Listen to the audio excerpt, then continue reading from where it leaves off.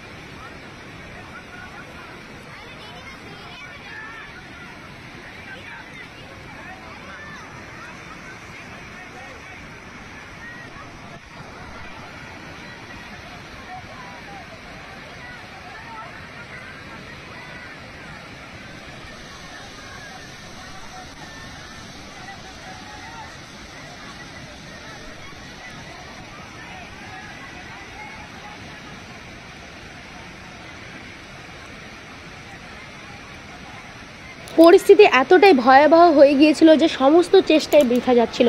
এখানটায় পরিবারদের কথাটা ভেবে এতটাই খারাপ লাগছিল। দেখো, কোলের মধ্যে ছোট্ট একটা বাচ্চা রয়েছে, আর যে পাশে দেখো ছোট্ট আরেকটি বাচ্চা দাঁড়িয়ে রয়েছে, আর 5টি মেয়ে মানুষ, আর দেখো 2টি পুরুষ মানুষ। মানে ওদের পরিস্থিতির কথা ভেবে এতটা খারাপ লাগছে কি বলবো।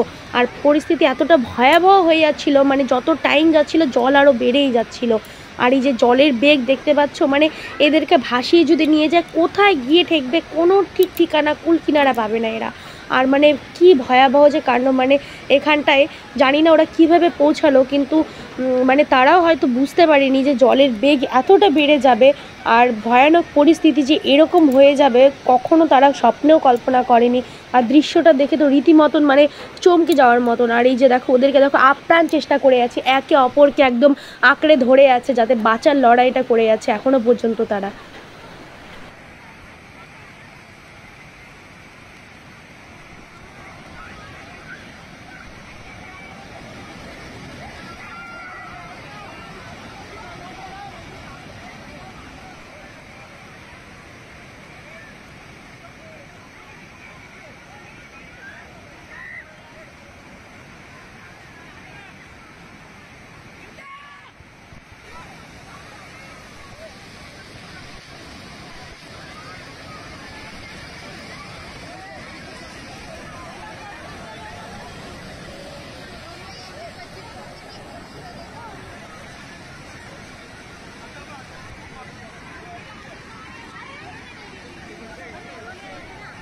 দীর্ঘ সময় যুদ্ধ করার পর দেখো দেখো কীভাবে করে ভেসে চলে গেল। দেখো প্রথমে যে শিশু ছোট্ট সন্তানটিকে কোলে নিয়ে যে মাটি দাঁড়িয়েছিল, সে দেখো মাটি দেখো আরেকটি মেয়েকে নিয়ে দেখো ভেসে চলে গেল। মানে এতটাই ভয়াবহ দৃশ্য, মানে দেখার পর মানে মানুষ ঠিক থাকতে পারে না। তারা দেখো আর বাকিরা দেখো একে অপরকে জড়িয়ে ধরে তখনও বাঁচার লড়াইটা লড়ে যাচ্ছে। আর সমস্ত আশেপাশের মানুষের দেখো শুধুমাত্র দেখা ছাড়া আর কোনো কিচ্ছু করার থাকলো না। তারা শুধুমাত্র দেখে গেল, কারণ তাদের হাতেও আর ব্যাপারটা নেই। এতটাই জলের স্রোত বেড়ে গেছে যে ওখানে কেউ পৌঁছতেই পারছে না। তাদেরকে পৌঁছানোর পরে তো রেস্কিউ করবে, রেস্কিউ করার মতো পরিস্থিতিও সেখানটায় নেই।